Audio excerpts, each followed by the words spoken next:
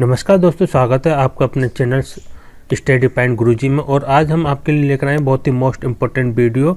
और आज के हम वीडियो में आपके लिए बताएंगे कि भारत के प्रधानमंत्री व मंत्री परिषद के बारे में, और भारत के प्रधानमंत्री व मंत्री परिषद से जो रिलेटिव जितने भी क्वेश्चन आपके एग्जाम में पूछे गए हैं, तो वो क्वेश्चन आज हम आपको इस वीडियो में लेकर आए हैं। तो भारत के प्रधानमंत्री व मंत्री परिषद से आपके हर एक एग्जाम में आपके 2 से 3 क्वेश्चन मोस्टली पूछे जाते हैं, चाहे वो आपका एग्जाम यूपी SSS का या यूपीएससी का या आपके उत्तर प्रदेश पुलिस का आपका चाहे एग्जाम आयोजित किया जाए। तो सभी एग्जाम में आपके भारत के प्रधानमंत्री व मंत्री परिषद से आपके 2 से 3 क्वेश्चन मोस्टली पूछे जाते हैं। तो वीडियो आज की बहुत इंपॉर्टेंट है, क्योंकि जो आपके एग्जाम में पूछे गए क्वेश्चन है वही क्वेश्चन आज हम आपके लिए इस वीडियो में लेकर आए हैं। तो वीडियो को पूरा देखिएगा, इसको बिल्कुल भी मत करिएगा, क्योंकि आज ये वीडियो जो है एग्जाम की दृष्टि से बहुत इंपॉर्टेंट वीडियो है। आइए चलते हैं अपने क्वेश्चन की तरफ। पहला क्वेश्चन है हमारा, भारत के प्रधानमंत्री की नियुक्ति करने वाला कौन होता है?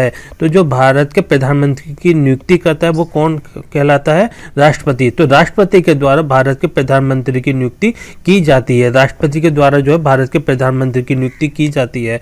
और अगला क्वेश्चन पे चलते हैं हम, योजना आयोग का अध्यक्ष कौन व्यक्ति होता है? जो योजना आयोग का अध्यक्ष होता है वो कौन व्यक्ति होता है? एग्जाम में आपका मोस्टली पूछा जाता है कि योजना आयोग का अध्यक्ष कौन होता है। तो प्रधानमंत्री को हम योजना आयोग का अध्यक्ष भी कहते हैं। तो प्रधानमंत्री जो होता है आपका योजना आयोग का अध्यक्ष भी कहलाता है। तो अगला क्वेश्चन हमारा, संघीय मंत्रिमंडल की बैठक का सभापति कौन व्यक्ति होता है? जो आपका संघीय मंत्रिमंडल की बैठक का जो सभापति कौन होता है? प्रधानमंत्री। प्रधानमंत्री जो आपके मंत्रिमंडल की जो बैठक का सभापति कहलाता है। तो संघीय मंत्रिमंडल की बैठक का सभापति जो आपका प्रधानमंत्री कहलाता है। अगला क्वेश्चन पे चलते हैं, प्रधानमंत्री का कार्यकाल कितने वर्ष का होता है? मोस्टली क्वेश्चन है ये आपका, अधिकतर एग्जाम में कई बार पूछा गया है। अभी आपका यूपी पेट जो आपका आयोजित किया गया था उसमें भी ये क्वेश्चन पूछा गया था, प्रधानमंत्री का कार्यकाल कितने वर्ष का होता है? तो प्रधानमंत्री का कार्यकाल आपका 5 वर्ष का होता है। तो 5 वर्ष का जो कार्यकाल आपका प्रधानमंत्री का होता है। आइए देखते हैं अगला क्वेश्चन, प्रधानमंत्री पद से त्याग पत्र देने वाले भारत के पहले प्रधानमंत्री थे? जो प्रधानमंत्री भारत के पहले प्रधानमंत्री थे जिन्होंने अपने पद पर रहते हुए त्याग पत्र दिया था, तो वो कौन से प्रधानमंत्री थे? मोरारजी देसाई। मोरारजी देसाई ने जो है प्रधानमंत्री पद पर रहते हुए अपने त्याग पत्र दिया था। तो क्वेश्चन जो है आपका, प्रधानमंत्री पद से त्याग पत्र देने वाले भारत के पहले प्रधानमंत्री कौन थे? मोरारजी देसाई। अगला क्वेश्चन है हमारा, सबसे अधिक समय तक प्रधानमंत्री रहने वाले व्यक्ति कौन थे? तो सबसे अधिक समय तक प्रधानमंत्री रहने वाले व्यक्ति पंडित जवाहरलाल नेहरू थे। पंडित जवाहरलाल नेहरू जो थे वो सबसे अधिकतर प्रधानमंत्री बने रहे थे। तो सबसे अधिकतर प्रधानमंत्री रहने वाले व्यक्ति कौन थे? पंडित जवाहरलाल नेहरू। अगला क्वेश्चन हमारा, प्रधानमंत्री बनने के लिए न्यूनतम आयु कितनी होनी चाहिए? क्वेश्चन बहुत इंपॉर्टेंट है, कई बार पूछा गया है आपका, प्रधानमंत्री बनने के लिए न्यूनतम आयु कितनी होनी चाहिए? 25 वर्ष। 25 वर्ष आयु पूरी होने पर आप प्रधानमंत्री बनने के लिए दावेदार हो सकते हैं। उसके लिए कुछ शर्तें हैं, वो भारत का नागरिक हो और किसी संवैधानिक पद पर नहीं होना चाहिए और वो किसी दिवालिया नहीं होना चाहिए। तो ये आपका कुछ शर्तें भी साथ में लागू होती हैं प्रधानमंत्री बनने के लिए। और प्रधानमंत्री बनने के लिए न्यूनतम आयु जो होनी चाहिए 25 वर्ष होनी चाहिए। अगला क्वेश्चन है हमारा, संसदीय शासन प्रणाली सबसे पहले किस देश में लागू हुई थी? तो संसदीय शासन प्रणाली सबसे पहले किस देश में लागू हुई थी? ब्रिटेन में। ब्रिटेन में जो है आपकी संसदीय शासन प्रणाली सबसे पहले लागू हुई थी। इसका राइट आंसर ब्रिटेन, क्योंकि ये क्वेश्चन आपका कई बार पूछा गया, संसदीय शासन प्रणाली सबसे पहले किस देश में लागू की गई थी? ब्रिटेन में लागू की गई थी। अगला क्वेश्चन हमारा, भारतीय संविधान के अनुसार तथ्यात्मक संप्रभुता किस व्यक्ति में निहित होती है? तो संविधान कॉन्स्टिट्यूशन के अनुसार जो है तथ्यात्मक संप्रभुता किस व्यक्ति में निहित होती है? प्रधानमंत्री में। प्रधानमंत्री में आपकी जो है आपके संविधान के अनुसार तथ्यात्मक संप्रभुता जो है आपके प्रधानमंत्री की शर्तों में लागू की जाती है। तो इसका राइट आंसर होगा हमारा प्रधानमंत्री। अगला क्वेश्चन हमारा, भारत के पहले प्रधानमंत्री कौन थे? भारत के पहले प्रधानमंत्री कौन थे? पंडित जवाहरलाल नेहरू। पंडित जवाहरलाल नेहरू भारत के पहले प्रधानमंत्री थे और सबसे अधिकतर अपने प्रधानमंत्री की सीमा तक बने रहे थे। सबसे अधिक तक जो ये प्रधानमंत्री रहे थे और भारत के पहले प्रधानमंत्री भी कहलाए थे पंडित जवाहरलाल नेहरू। अगला क्वेश्चन हमारा, कितने प्रधानमंत्रियों की मौत अपने पद पर रहते हुए हुई है? ये क्वेश्चन आपका बहुत ही मोस्ट इंपॉर्टेंट क्वेश्चन है।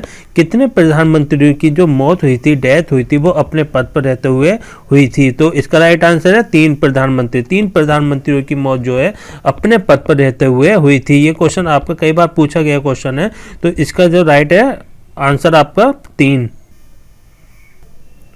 अगला क्वेश्चन हमारा, प्रधानमंत्री को पद की शपथ कौन दिलाता है? जो प्रधानमंत्री को जो शपथ दिलाता है वो कौन दिलाता है? भारत का राष्ट्रपति। भारत का राष्ट्रपति जो प्रधानमंत्री को शपथ दिलाता है। और राष्ट्रपति को कौन शपथ दिलाता है? भारत का सर्वोच्च न्यायालय का मुख्य न्यायाधीश। भारत का सर्वोच्च न्यायालय का मुख्य न्यायाधीश जो है आपका राष्ट्रपति को शपथ दिलाता है और राष्ट्रपति जो है भारत के प्रधानमंत्री को शपथ दिलाता है। तो इसका जो राइट आंसर होगा आपका राष्ट्रपति। राष्ट्रपति ही आपको प्रधानमंत्री को शपथ ग्रहण करवाता है। अगला क्वेश्चन हमारा, प्रधानमंत्री जिसने एक बार अपने पद से हटने के बाद दोबारा पद ग्रहण किया था, वह प्रधानमंत्री कौन है जिसने एक बार अपने पद से हटने के बाद दोबारा पद संभाला? इंदिरा गांधी। इंदिरा गांधी ने एक बार अपना त्यागपत्र दे दिया था, उसके बाद जो उन्होंने अपने प्रधानमंत्री का पद को दोबारा संभाला इंदिरा गांधी ने। तो इसका जो राइट आंसर होगा हमारा इंदिरा गांधी। अगला क्वेश्चन हमारा, जवाहरलाल नेहरू के बाद भारत के प्रधानमंत्री कौन थे? तो जवाहरलाल नेहरू के बाद भारत के पहले प्रधानमंत्री कौन थे? गुजारी लाल नंदा। गुजारी लाल नंदा जो थे आपके जवाहरलाल नेहरू के बाद भारत के पहले प्रधानमंत्री थे। तो भारत के पहले प्रधानमंत्री कौन थे? पंडित जवाहरलाल नेहरू। और पंडित जवाहरलाल नेहरू के बाद जो भारत के प्रधानमंत्री बने थे वो कौन बने थे? गुजारी लाल नंदा। अगला क्वेश्चन हमारा, संसदीय शासन प्रणाली में वास्तविक कार्यपालिका की शक्ति किस व्यक्ति के पास होती है? जो संसदीय शासन प्रणाली में वास्तविक कार्यपालिका की जो शक्ति निहित होती है वो किस व्यक्ति में शक्ति होती है? भारत के प्रधानमंत्री के पास। भारत के प्रधानमंत्री के पास ही संसदीय शासन प्रणाली में जो आपके वास्तविक कार्यपालिका की जो शक्तियां निहित होती हैं। तो इसका राइट आंसर होगा हमारा भारत के प्रधानमंत्री। अगला क्वेश्चन हमारा, सबसे कम आयु में प्रधानमंत्री कौन बने? जिनकी आयु सबसे कम थी और सबसे कम आयु में जो प्रधानमंत्री बनने वाले व्यक्ति कौन थे? राजीव गांधी। राजीव गांधी जो थे वो सबसे कम आयु में प्रधानमंत्री बने थे। अगला क्वेश्चन है हमारा, लोकसभा में बहुमत दल का नेता होता है। तो लोकसभा में बहुमत दल का नेता कौन होता है? भारत का प्रधानमंत्री। जो प्रधानमंत्री होता है वो लोकसभा में जो है आपका बहुमत का दल का नेता कहलाता है। तो लोकसभा में बहुमत दल का नेता कौन कहलाता है? प्रधानमंत्री। अगला क्वेश्चन हमारा, कौन से प्रधानमंत्री की नियुक्ति के वक्त पर किसी सदन में सदस्य नहीं थे? एच.डी. देवगौड़ा। एच.डी. देवगौड़ा के वक्त के समय पर जो है प्रधानमंत्री की नियुक्ति के वक्त पे जो है सदन में कोई सदस्य नहीं था। जो कि आपके प्रधानमंत्री कौन थे? एच.डी. देवगौड़ा। अगला क्वेश्चन हमारा, वह प्रधानमंत्री जो एक भी दिन संसद नहीं गए?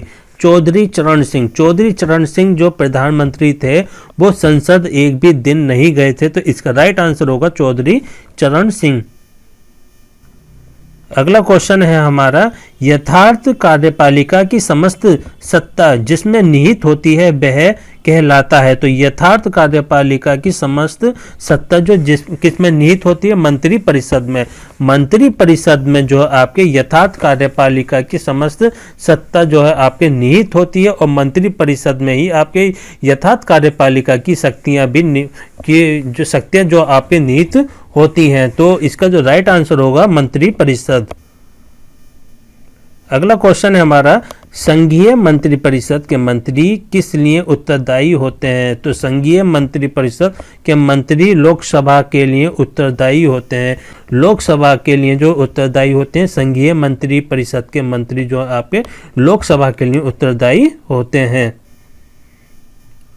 अगला क्वेश्चन है हमारा, किसी भी सदन का सदस्य बने बिना कोई व्यक्ति मंत्री पद पर कितने दिन तक रह सकता है?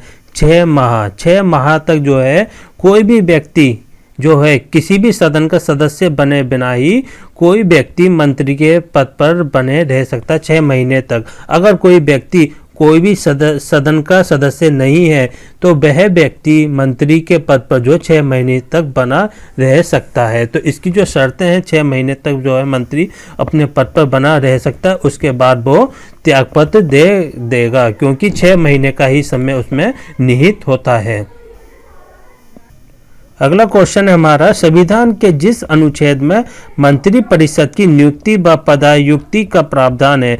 तो संविधान के किस अनुच्छेद में मंत्रिपरिषद की नियुक्ति व पदायुक्ति का प्रावधान है? अनुच्छेद 75। अनुच्छेद 75 कहती है जो संविधान में जो आपके मंत्रिपरिषद की जो नियुक्ति की जाएगी, मंत्री परिषद के जो भी आपके सदस्य हैं उन सभी सदस्यों की जो नियुक्ति की जाएगी वह अनुच्छेद 75 के तहत की जाएगी, और उन मंत्री परिषद की जो नियुक्ति के अलावा उनके पदों की जो पदायुक्ति जो आपकी का जो प्रावधान दिया गया है वो भी आपके अनुच्छेद 75 में ही दिया गया है। तो अनुच्छेद 75 ये कहता है जो संविधान के किसी भी मंत्री परिषद के जो व्यक्ति हैं उनकी जो नियुक्ति व पदायुक्ति का प्रावधान आपके अनुच्छेद 75 के अंतर्गत निहित होता है। अगला क्वेश्चन है हमारा, मंत्रिमंडल का गठन करने वाला कौन होता है? तो मंत्रिमंडल का गठन करने वाला केंद्रीय मंत्री कहलाता है। केंद्रीय मंत्री ही मंत्रिमंडल का गठन करता है, इसलिए मंत्रिमंडल का गठन करने वाला व्यक्ति केंद्रीय मंत्री कहलाता है। अगला क्वेश्चन है हमारा, स्वतंत्र भारत के पहले कानून मंत्री का नाम क्या है? तो स्वतंत्र भारत के पहले कानून मंत्री कौन थे? Doctor B.R. Ambedkar. Doctor B.R. Ambedkar जो आपके स्वतंत्र भारत के पहले कानून मंत्री थे, जो जिन्होंने आपके संविधान का जन्मदाता भी आप कहलाते हैं। संविधान के जन्मदाता कौन कहलाते हैं? Doctor B.R. अम्बेडकर। और स्वतंत्र भारत के पहले कानून मंत्री कौन थे? Doctor B.R. अम्बेडकर। अगला क्वेश्चन है हमारा, जो प्रस्ताव संसद में मंत्रिपरिषद रख सकती है वह प्रस्ताव कौन सा कहलाता है? विश्वास प्रस्ताव। विश्वास प्रस्ताव जो है जो संसद में मंत्रिपरिषद के द्वारा रखा जा सकता है। तो जो प्रस्ताव संसद में मंत्रिपरिषद द्वारा रखा जा सकता है वह प्रस्ताव कहलाता है विश्वास प्रस्ताव। अगला क्वेश्चन है हमारा, मंत्री परिषद के सदस्यों को शपथ कौन दिलाता है? तो मंत्री परिषद के सदस्यों को शपथ कौन दिलाता है? राष्ट्रपति। राष्ट्रपति के द्वारा मंत्री परिषद के सदस्यों को शपथ दिलाई जाती है, जो कि प्रधानमंत्री की सिफारिश पर राष्ट्रपति के द्वारा मंत्री परिषद के सदस्यों को शपथ दिलाई जाती है। तो भारत के प्रधानमंत्री को भी शपथ कौन दिलाता है? राष्ट्रपति के द्वारा। और राष्ट्रपति को शपथ कौन दिलाता है? भारत का सर्वोच्च न्यायालय के मुख्य न्यायाधीश के द्वारा। और मंत्री परिषद के सदस्यों को शपथ कौन दिलाता है? राष्ट्रपति के द्वारा। अगला क्वेश्चन हमारा, भारत के मंत्रिपरिषद में अधिक सदस्य लिए जाते हैं। भारत के मंत्रिपरिषद से अधिक सदस्य लिए जाते हैं लोकसभा से। लोकसभा से जो है आपके मंत्रिपरिषद में अधिक सदस्य लिए जाते हैं। अगला क्वेश्चन हमारा, स्वतंत्र भारत के पहले प्रतिरक्षा मंत्री कौन थे? क्वेश्चन बहुत इंपॉर्टेंट है, ये आपका कई बार पूछा गया है। भारत के पहले प्रतिरक्षा मंत्री कौन थे? सरदार पटेल। सरदार पटेल जो थे स्वतंत्र भारत के पहले प्रतिरक्षा मंत्री थे। अगला क्वेश्चन हमारा, स्वतंत्र भारत के पहले वित्त मंत्री कौन थे? तो स्वतंत्र भारत के पहले वित्त मंत्री डॉक्टर जॉन मथाई थे। डॉक्टर जॉन मथाई स्वतंत्र भारत के पहले वित्त मंत्री थे। तो ये आज के हमने आपके जो है जो क्वेश्चन आपके एग्जाम में पूछे गए वही क्वेश्चन आज हमने आपको इस वीडियो में कंप्लीट कराए हैं। तो वीडियो आपको हमारी कैसी लगी प्लीज़ हमें कमेंट कर